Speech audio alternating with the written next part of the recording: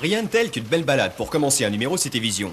Découverte, évasion, images étonnantes. Citévision vous emmène là où vous n'êtes jamais allé, dans les égouts du Havre. Visiter les tuyaux et les collecteurs sans bouger de son fauteuil, aujourd'hui, c'est possible. Moi, je tiens la lampe et vous vous ouvrez grand les yeux. Allons-y.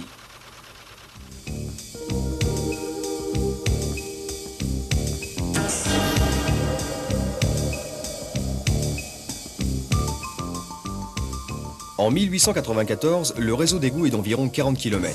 Dès 1975, il s'étend sur 500 km et draine chaque année 27 millions de mètres cubes d'eau fluviale et usée.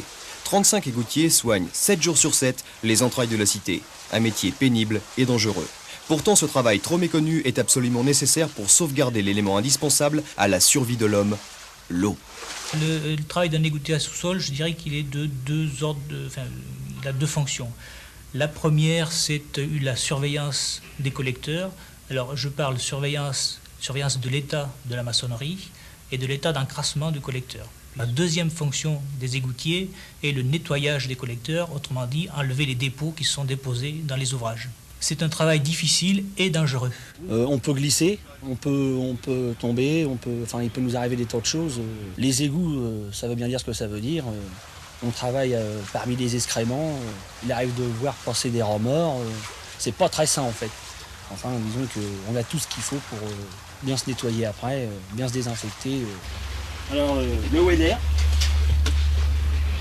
le casque, la lampe, la pile là, accroché avec une ceinture dans le dos, des gants bien étanches, c'est essentiel.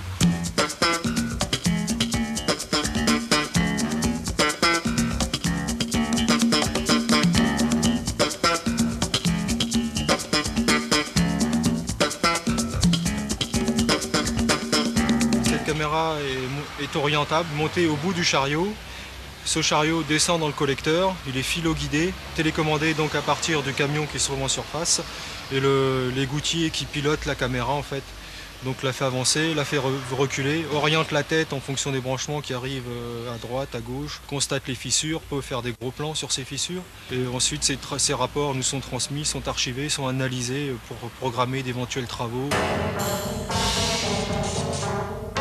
L'odeur, c'est très désagréable. C'est pas supportable à tout le monde. Il y en a qui supportent bien, d'autres moins. L'hiver encore ça passe, mais l'été c'est très très difficile à supporter. La station de relèvement Augustin-Normand, située près de la plage, reçoit les eaux du secteur ouest de la ville. Par temps sec, elles sont relevées jusqu'à l'usine de la rue Cuvier, à la vitesse de 1600 litres par seconde, pour être retraitées. Mais par grosse pluie, les excédents sont alors délestés dans le port à marée basse. Donc les eaux usées arrivent dans une bâche que l'on appelle bâche d'arrivée. On va les faire passer dans un premier temps à travers des grilles de façon à récupérer les parties les plus volumineuses. Et on va nettoyer ces grilles avec des racleurs et donc récupérer ces déchets. Ensuite, on va relever ces eaux usées de façon à pouvoir les traiter par un écoulement gravitaire sur la station d'épuration. Ça nous représente pour nous 75 000 m3 jour en moyenne.